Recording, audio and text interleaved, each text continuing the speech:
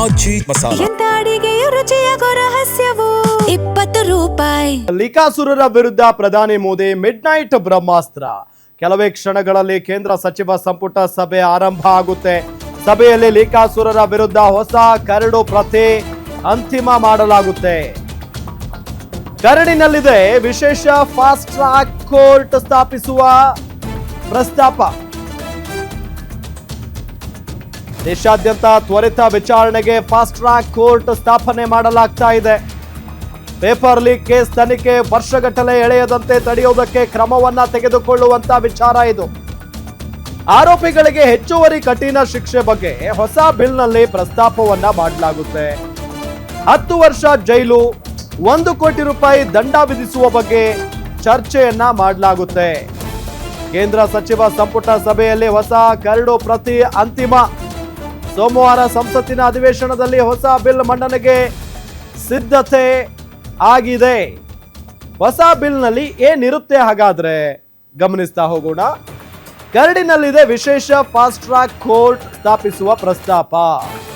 ದೇಶಾದ್ಯಂತ ತ್ವರಿತ ವಿಚಾರಣೆಗೆ ಫಾಸ್ಟ್ ಟ್ರ್ಯಾಕ್ ಕೋರ್ಟ್ ಸ್ಥಾಪನೆ ಮಾಡಲಾಗುತ್ತೆ.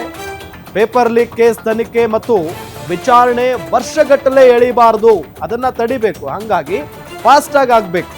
ಸೊ ಆ ನಿಟ್ಟಿನಲ್ಲಿ ಕ್ರಮವನ್ನ ತೆಗೆದುಕೊಳ್ಳಲಾಗುತ್ತೆ. ಆರೋಪಿಗಳಿಗೆ ನಿಗದಿತ ಟೈಮ್ನಲ್ಲಿ ಕಠಿಣ ಶಿಕ್ಷೆ ಖಚಿತಪಡಿಸಲು ಕಾಲಮಿತಿ ವಿಧಿಸೋದು. ಹೆಚ್ಚುವರಿ ಕಠಿಣ ಶಿಕ್ಷೆ ಬಗ್ಗೆ ಹೊಸ ಬಿಲ್ನಲ್ಲಿ ಪ್ರಸ್ತಾಪವನ್ನ ಮಾಡಲಾಗಿದೆ. 2024ರ ಸಾರ್ವಜನಿಕ ಪರೀಕ್ಷೆಗಳ ತಡೆ ಕಾಯ್ದೆಗಿಂತಲೂ ಹೆಚ್ಚು ಕಠಿಣ ಶಿಕ್ಷೆ ಇರುತ್ತೆ. 10 ವರ್ಷ ಜೈಲು, 1 ಕೋಟಿ ರೂಪಾಯಿ ದಂಡ ವಿಧಿಸೋದಕ್ಕೆ ಹೊಸ ಮಸೂದೆಯಲ್ಲಿ ಸೇರ್ಪಡೆ ಮಾಡಲಾಗಿದೆ. ಪೇಪರ್ ಲೀಕ್ನಲ್ಲಿ ಭಾಗಿಯಾಗುವ ಕೋಚಿಂಗ್ ಸೆಂಟರ್ ವಿರುದ್ಧವೂ ಕೂಡ ಕ್ರಮ ತೆಗೆದುಕೊಳ್ಳುವ ನಿಟ್ಟಿನಲ್ಲೂ ಕೂಡ ಇಲ್ಲಿ ಉಲ್ಲೇಖ ಆಗಿರೋದು. ಖಾಸಗಿ ಏಜೆನ್ಸಿ ಅಥವಾ ಪರೀಕ್ಷಾ ಮಂಡಳಿ ಉನ್ನತಾಧಿಕಾರಿಗಳ ಆಸ್ತಿಯನ್ನ ಮುಟ್ಟುಗೋಲು ಹಾಕೋದು.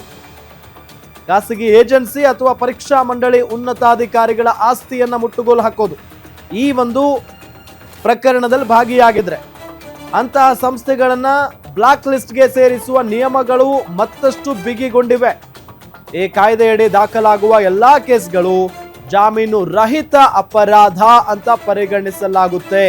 ಅಂದ್ರೆ ಸಿಕ್ಕಾಪಟ್ಟೆ ಬಿಗಿ ಕ್ರಮಗಳನ್ನ ಇಲ್ಲಿ ಕೇಂದ್ರ ಸರ್ಕಾರ ಸಂಪುಟ ಸಭೆಯಲ್ಲಿ ತೆಗೆದುಕೊಂಡಿದೆ.